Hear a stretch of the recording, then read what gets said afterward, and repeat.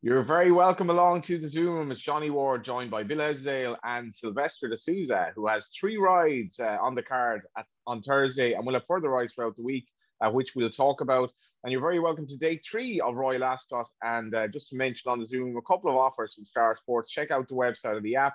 But the pipped offer, if you're second beaten half a length or less, you get your win stake back up to 50 quid. And mind the gap, and this is 1 race per day at Royal Ascot. See the app or the website for details. Place an each way bet on any selection, and we'll refund your place stake as a free bet up to 25 quid if your horse finishes out of the place, but within 5 lengths of the winner. That applies to a select race between 5 and 10 furlongs, and in a long distance race, place an each way bet on any selection, and we will refund your place stake as a free bet up to a pony if your horse finishes out of the place, but within 10 lengths of the winner. Applies to selected races run over 1 mile, 3 or further. So just check out the website and app each day. Just starting with you, Sil, it is quick ground at Royal Ascot.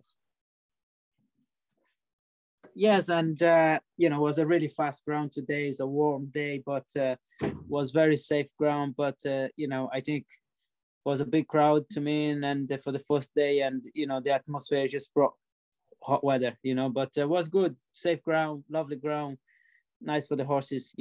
Obviously the ones I rode was a bit slow, but was a good races.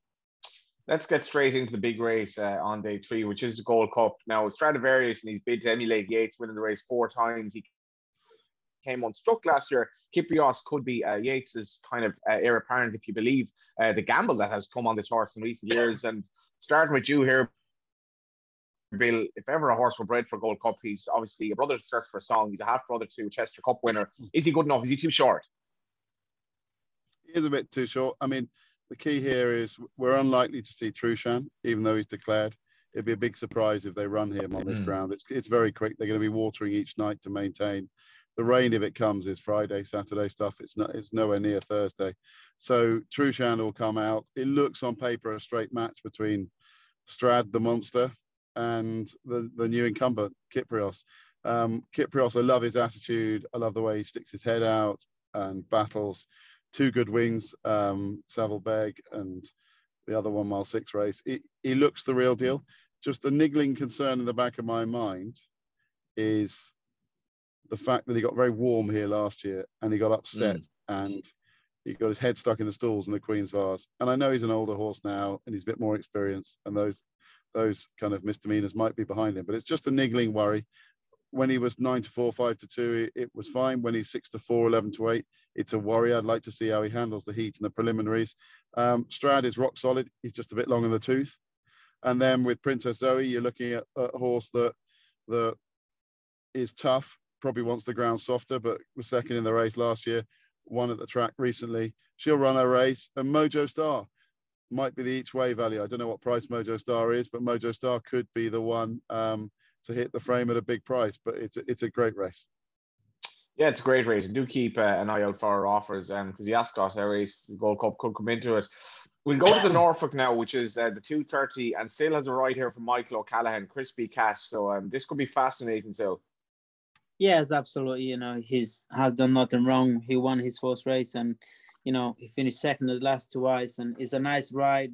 But I rode the previous horse before Wall Bank, and I think he's a really smart 2-year-old, and it's a tough race, but I just hope to get a good spin of him and Crispy Cat, and look his form. He's a horse in form. How good is Wall Bank?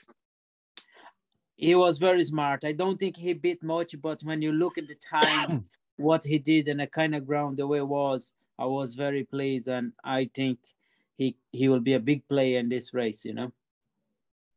What sort of chance do you give your horse? And I hope to be in an HOA chance out there, and big race, and I think will be a big odds. But and he go there in form, so at the same time, it's an open race.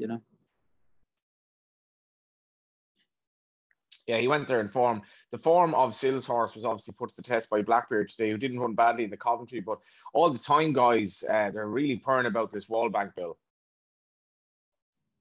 Yeah, I mean, he was very good when Sil wanted him. I mean, the favourite will be the Antarctic.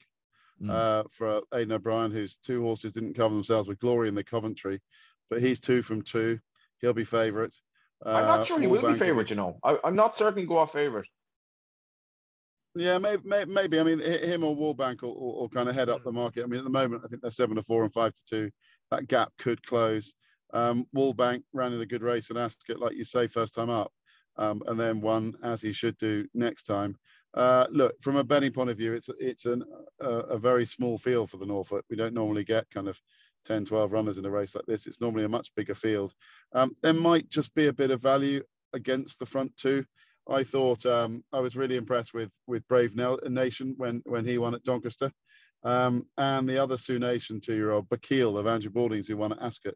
They're both double-figure prices, 1 from 1. We don't know how good they are. In the deep end, it's classic Ascot. You know, I'd rather get sucked into those at double-figure prices, those 2, both around 10-1, than I would scrapping around for 5-2 or shorter about the front 2.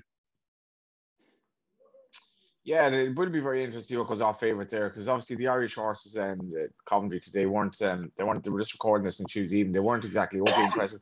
We'll move on to the Ribblesdale now before getting to Sil's other 2 rides on the day. What's fascinating for me here, Bill, is history, because history is doing a lot, essentially like Tuesday. They're stepping up drastically in trip, which you would need to improve for. Seasick Road is going to go off favourite here, and then you have Jessica Harrington bringing over Midnight Lagoon. Life of Dreams for me is very interesting. It ran into obviously a superstar or potential superstar the last day, horse who should have won the Oaks in Emily Up. John, what do you make of it? Yeah, no Emily Up, John. So the race has slightly turned upside down. You've got the Haggis incumbent that comes in, Sea Silk Road, as a short price favourite, who won on softest ground last time.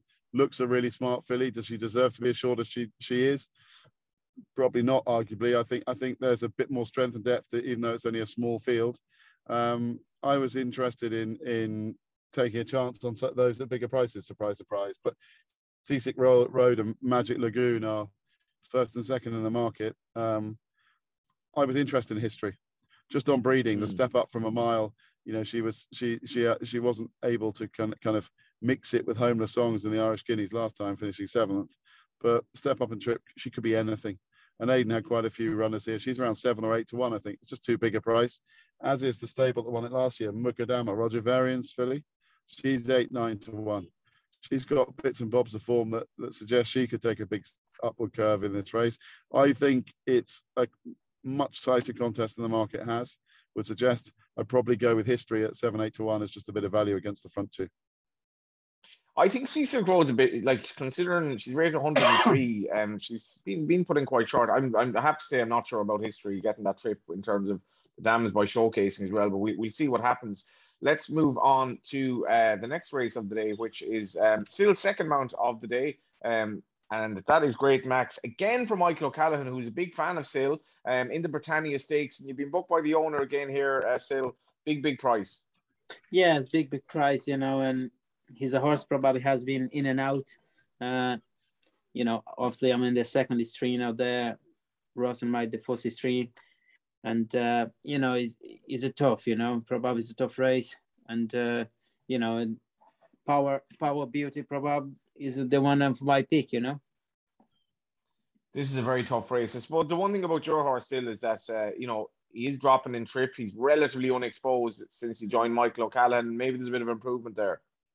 Yeah, he's like they would say. He's a horse who has been in and out, but he's finished 3rd and he come back, and probably the boys was a bit disappointed with him, but they'd say he's in great form and come back in trip. Milo will be suitable him. Going up in hill should be no problem. And you know, yeah, I look for a big day, and I hope he can give to me, you know. You know, the likes of King of Time here drawn 29, Bill. What sort of draw do you look for in this? Who knows? That's the key to it. I mean, when everyone tells you want to be low, you want to be high. The good horses seem to be drawn high here. So I'm guessing stand side and high is where you want to be drawn. Look, you can make a case out for 6 or 7 of these and get it wrong. The Godolphin horse, the Charlie Uppy horse will be favourite. I was quite interested in Atrium here, Charlie Fellows' horse. It's around 16-18-1, maybe bigger. This is a horse that's won both 2 starts at Ascot. And Charlie has been on record as saying that comes to life at Ascot, loves a strong foot pace, loves to be held on to. Kieran Schumacher's riding really well. I just thought that was the kind of horse that would run really well from a high draw with good horses drawn around him. Who Put 50 in You of Clive Cox's is really progressive. Just a little niggling worry whether the ground is going to be too quick for that, because there was definitely cutting the ground when he won at Haydock. But he's progressive. He handles the ground. He'll be right there. But no, I'll side with 8 for him each way.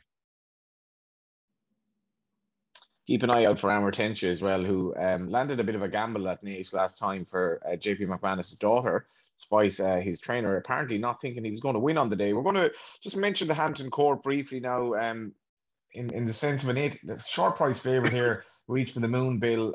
Interesting that Aidan O'Brien steps Holt dramatically up in trip in the cheap pieces, but we've a very short price favourite here. Yeah, we've got short price favourite and most likely winner for the Queen, Reach for the Moon. There feels very much a lowering of swords in this race to let Her Majesty have the winner in her Platinum Jubilee year, and I think this will be it.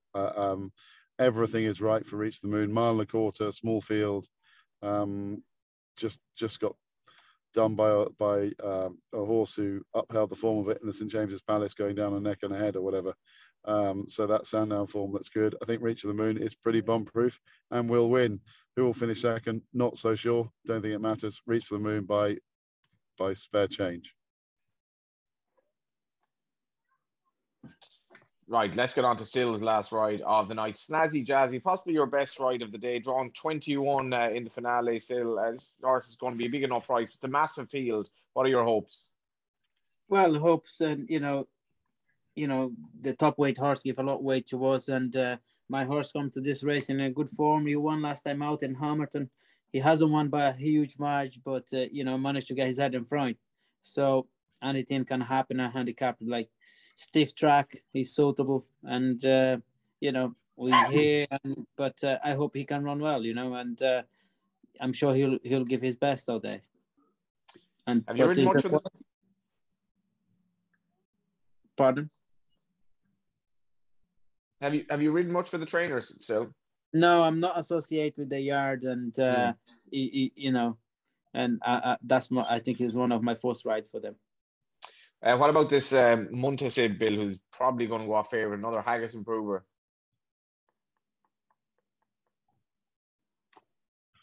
Yeah, coming out of store one though, that could be brilliant or could be bad. Muntasib, Haggis horse, won on soft ground last time, but won with any amount in hand. Took a big hike from the handicapper. Classic, well-fancied talking horse of Haggis.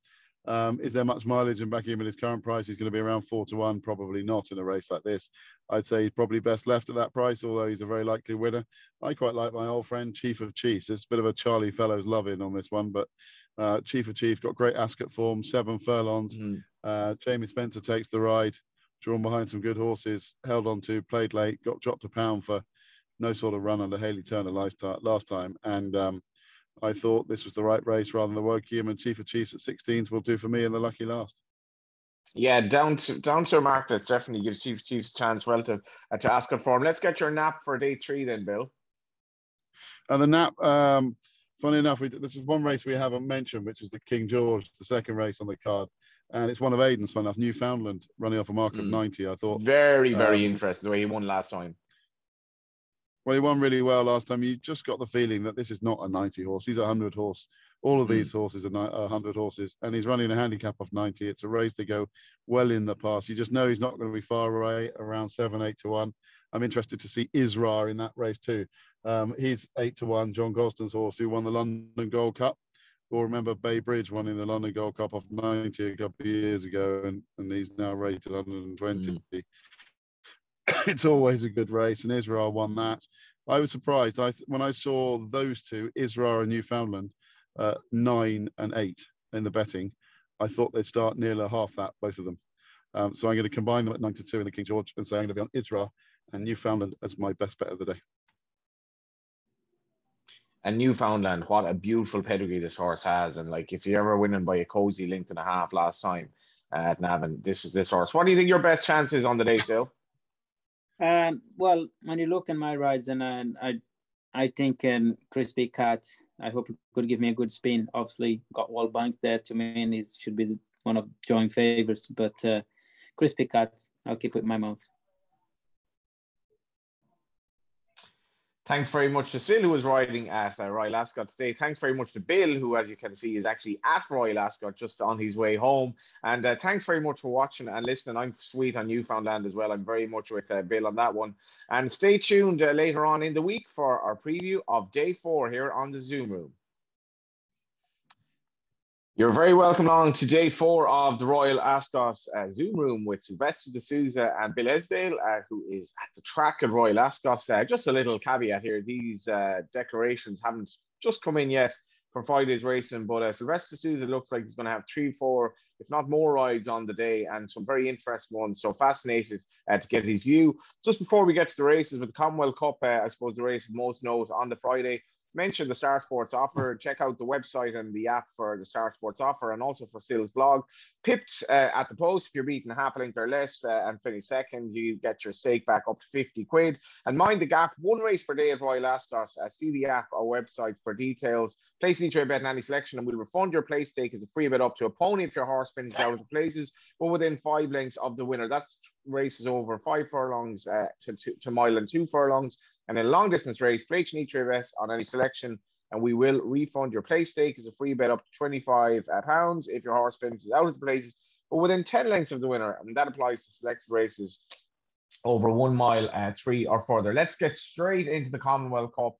And this is a good place to start because you ride Flotus, who might be a 50-1 chance, but this is such an open and competitive race. You'd imagine, Sil, the feature at 3:05.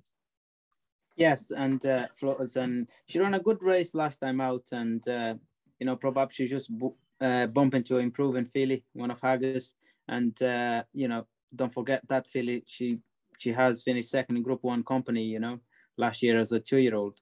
So I sat on her another day. She feels as good as Evan, but we've been thrown out again in a deep end here. It's another good race, but I'm sure she'll be better than last time, But I'm very pleased with. I kept the mountain, and I'm sure she'll do well. How does she like big fields? She'll be fine. She's a bit bigger now and is stronger, and but I don't think she'll be on the show because she got plenty of speed. You can put her whatever you like, And in terms of Michael O'Callaghan, you've been riding a bit for this week. Has he given you any indication how Twilight Jet will go? Because I think he's quite sweet on him. Yes, and we haven't spoke through about the horse yet, but but I'm sure he'll give me plenty thoughts before I go out to ride. Yeah, he's an interesting one as well, Bill, because he did actually run very well at this festival last year. I thought this was a difficult renewal of the Commonwealth Cup now. Yeah, difficult renewal for sure. Twilight Jet would be my main selection, to be honest. I think he's the one at the prices around 8-1. I love the way he seems to have just improved between 2 and 3, and you often don't know whether they're going to train on, but he seems to have got better. I thought the performance was really eye-catching last time. He quickened away from them, looks really, really smart. So I thought he has to be on any shortlist, as does Araz, the horse of Richard Hannon's, who probably should have won at Newbury last time. But it's really hot. El Caballo warrants plenty of respect. Perfect power, dropping back in trip. You can make a case out for so many, but I would go armed with those two. I think Twilight Jet and Araz, wherever they are, they should be bang there on the line. Yeah, I did a radio interview with Michael O'Callaghan as he was getting his he was in Dublin to get his suit for Royal Ascot. He's very, very sweet in this horse one. And on the Friday, let's get to the big race of the day otherwise, which is the Coronation Stakes. This to me looks like an absolute cracker, Bill. Presuming the main players turn up, I'm not sure what's going to go off favour, but obviously Homeless Song's performance at the Curragh, beating the subsequent Oaks winner Tuesday, was pretty breathtaking. Yeah, I don't think we'll see Homeless Songs. I don't think she'll be declared on Wednesday morning. I think it'll be a big surprise, just the way the ground is. I just don't think it's going to be the right move for them. She wants a bit of cut, and she's just not going to get that on Friday during the day. So I don't think there'll be Homeless Songs. The door is somewhat open for the return of Inspiral of the Gosden camp. It was the Guineas favourite, 1,000 Guineas anti-post favourite. She's met with problems. We've got to see that she's trained on, but she's going to be very hard to beat. She sets the bar high. Her and obviously the Guineas winner, Cachet, who proved that was no fluke by running well in France. They're likely to be banged there, but they're going to take the bulk of the market out between them. And I can just see the Andrew Balding trained Sandrine running quite well. Won at the meeting last year, 5th in the Guineas, proving that she goes pretty close to staying a mile. I think she'll run really well. We've seen Andrew have a win already today, and other horses run well. I thought Sandrine around 16-1 was probably the value, but it's a cracking race. It's a cracking race, and even if Home Song doesn't come over, discoveries for Jessica Harrington, if she were to take her chance, she ran well in the Guineas, but her full sister obviously won this race readily as well back in the day. So even if Home Songs doesn't show up and they don't get the requisite rain, it's going to be an absolute cracker. Let's move on to the Albany now. Still, you're going to ride 00 in this. Yes, and she won last time, and I don't think the race was very strong, but is a horse I rode in the race. Beautiful Ashley for Simon Christopher. I was unfortunate. I got beat on, but probably she should have won in the day. And I think she's really smart, filly. She come to this race with every chance. But 00, I think the company could be slightly too good. But, she has the experience. So I hope she can put an effort in. She galloped her heart out for me last time. But I don't know if she's going to be good enough for this company, This is the beauty of having Sil. He can talk about his mount and a horse he actually rode last time. Any excuses for beautiful Ashley the last time? What about stepping up to 6? Absolute fine. Sharp was too 5 was too sharp, and they got caught on the outside, and she was doing her best work at the finish. But the horse took me out the race. I went to the middle of the track, and I tried to organize her again, and she did have a hard time. And she still managed to finish second. So I was pleased with the run. If we meet the same company, she would beat them with hands down, So, and that's the race they have in their mind to come for this race. And she went out there with a second start to just have a nice day out and to win the race, but didn't play out in our hands, Yeah, fascinating words there. In terms of a horse that is a big price, it still gives a good chance. Obviously, Bill, we don't know what's going to turn up here, even from the Ballydoyle duo of Statuette and Meditate, who was very good second time as well as first time. Statuette, a rare horse by Justify running these shores, who landed a bit of a gamble first time out. What do you make of it? A hell of a race. Yeah, one of those two will go a favourite, whichever one runs. We don't know the decks. They hold all the aces, but Morge. So I've been through all. We saw him have a winner. If she runs here, I was really impressed with her debut success. Ray Dawson, I think, will ride. But Morge, I thought won in the style of a really smart filly, and she get my vote. I think she'll probably be about second or third in. But yeah, I'm really looking forward to seeing her at Ascot. Smart for you, love the Albany, and obviously we'll wait for declaration and see how the 2-year-olds are getting on from the various yards over the course of the week. You're also going to ride Golden Mayflower, so this is your third definite ride on the day still, which could be your third of maybe 4 rides. What do you make of Golden Mayflower? Well, she ran a first time this year. She was very impressed to me, at Kempton, and we went to Newbury, and she just didn't run her race, and now we're back into a handicap. It wasn't a listed race, and now we're back to a handicap mark. So I hope she could be better than what she's been given. And the race she ran last time was too bad to be true. She's been doing some good works at home. I sat on home most of the time on her, and I like the filly, and I think she goes there with a bottom weight, and I'll give her a chance. I give her each week, It's obviously a race that looks a bit of a minefield. Is there any more progress in her, given that she's only had 3 starts? That's all what she had. Yeah, she won first time out, and she came back, finished second, and she had one disappointing run. But at home she does everything so easy. So, but last time things just, I don't know what happened, but she just didn't run her race. She could be. I think she was a bit in season, and she just didn't come home. Yeah, taking on Nashua, a very difficult task as well. Again, rather Bill, this looks a bit of a minefield. Yeah, really hard, and we won't see all of these run because the ground's going to be lightning fast by the end of Friday, probably. I like 2 towards the bottom. I thought the 2 girls, Hayley Turner on Fresh Hope and Holly Doyle on Pink Carnation, both with 8 stone 1. one for Archie Watson, one for that man Charlie Fellows again. I thought those were kind of where I'd be aiming, because they just seem to be very well handicapped. Whether they're good enough to win a race like this, I don't know, but just the records of those two respective trainers. We've seen Archie Watson have a win already this week, but I think those two can run well if they're declared.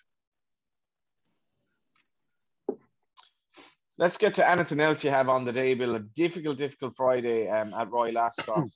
We have a couple of other races that we should get through as well. Anything else take your eye? Yeah, I mean, difficult pre-decks, as we always say. The Duke of Edinburgh is always a race I like, over a mile and a half of 340 there. I really like Just Fine in that, the Queen's horse. I think this has been the plan all the way along. Sir Michael Stout, Ryan Moore probably ride. Looks the ideal type for the race. Caught the eye when third on his seasonal reappearance. I thought Just Fine looks a potential winner there. We'll wait and see what's declared for the King Edward. It doesn't look, a bit like the Ribblesdale, it doesn't look the strongest of renewals, the 535. Changing the guard, I'm not sure whether he'll reappear straight away. You think he'll run? I don't know his favourite for this, but I thought he had a hard race in the Derby, and he did have a hard race. Yeah, I think the ground's plenty quick enough. The Godolphin horse there, Ottoman Fleet, I think he's young, progressive, coming along nicely. Didn't go to Epsom. I thought him around 3 to 1, 7 to 2. If you could bet before declarations, I thought Ottoman Fleet was the one. I think he'll take a bit of beating. Yeah, and I think changing of the guard, as much as he should have good attitude at Epsom, he does look fairly slow, and I'm not sure he'd be fast enough for this test. Go on, Sil, give us your winners so far on the Friday. Let